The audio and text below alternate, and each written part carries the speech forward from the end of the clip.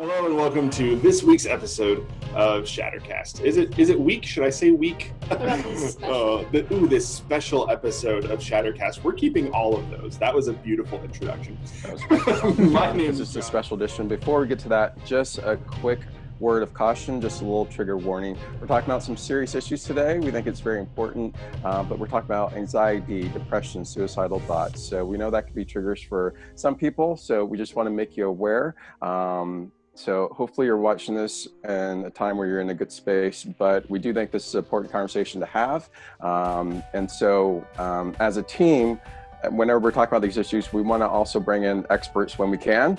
So Brandon's a good friend of mine. He's also a counselor. I'll let him tell you a little bit about his background. Depression, severe trauma, major life-changing circumstances of any sort, including struggling with depression, especially when you are kind of thrust into it or suddenly realize you're there.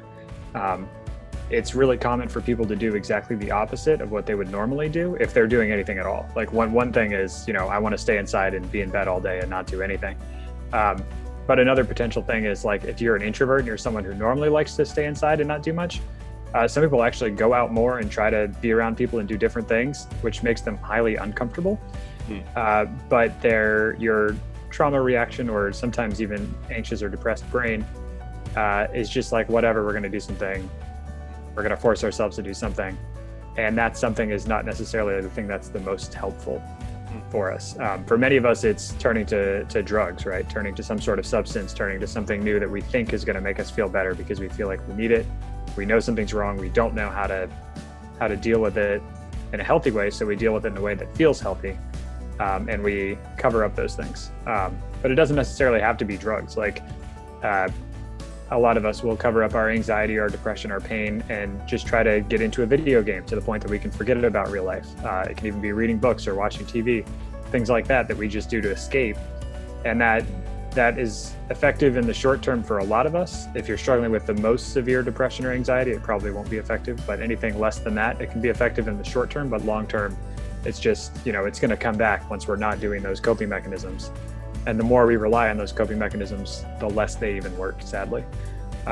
So there's It was probably about a 2-year process of me actually going through the reality of what I was dealing with, processing it with other people. You're going to hear me say that a lot, that it is not something that I could have fixed by myself. It is not something I could have gotten through on my own. Like, I made it out because of the people that were around me in my life. And so to me, that's one of the most important things, is surrounding yourself with genuine people who care about you. Those are going to be some of the best things that we can do.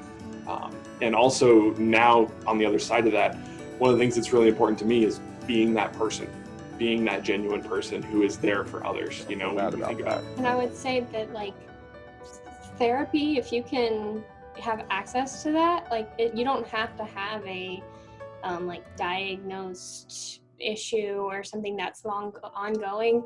Like, another loved one of mine, they have just been going through a lot of change in their life recently, and they're planning on going to a few sessions of therapy just to help process with someone who is licensed.